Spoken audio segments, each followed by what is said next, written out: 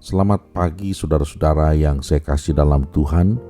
Kita berjumpa kembali dalam renungan pagi GKO Cibitung. Mari saudara-saudara kita berdoa.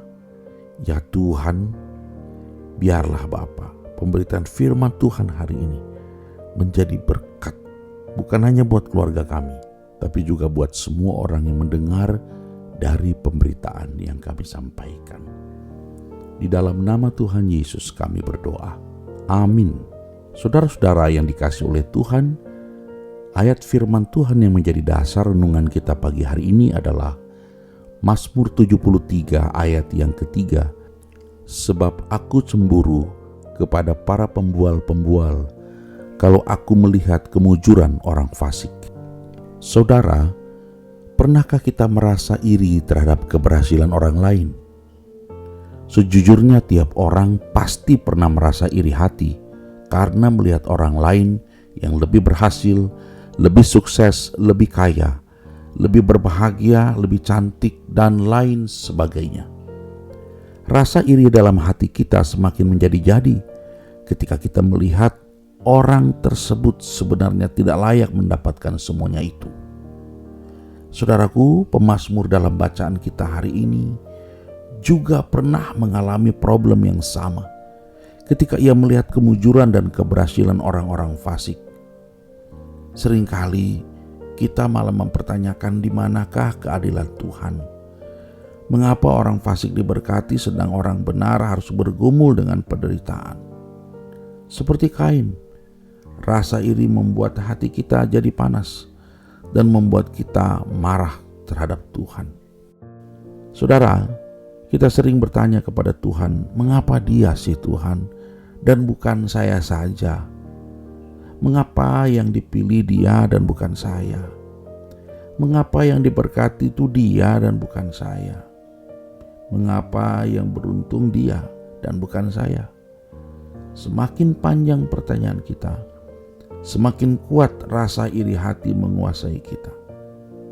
Iri hati dan ketidakpuasan muncul ketika kita hanya melihat orang-orang yang berada di atas kita. Sebaliknya, sikap bersyukur muncul ketika kita melihat orang-orang yang berada di bawah kita.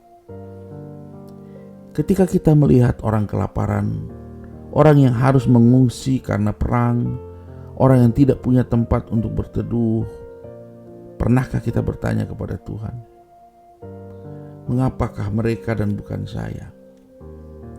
Mengapa mereka dan bukan saya yang mengalami semuanya itu? Patutkah kita iri hati terhadap orang-orang yang nasibnya ada di atas kita? Sementara masih ada jutaan orang yang nasibnya jauh berada di bawah kita. Kita iri terhadap mereka yang punya mobil mewah, padahal masih banyak orang yang hidup berpanas-panasan dan bersesak-sesakan dalam kendaraan umum. Kita juga terkadang iri terhadap orang lain yang punya penampilan sempurna, padahal masih banyak orang yang hidup dalam keterbatasan fisik. Adilkah itu?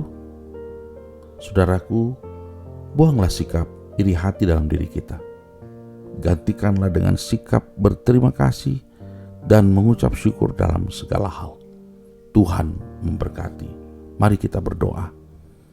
Tuhan, ajarkanlah kami semua bergantung penuh kepadamu. Ajarkanlah kami bersandar padamu.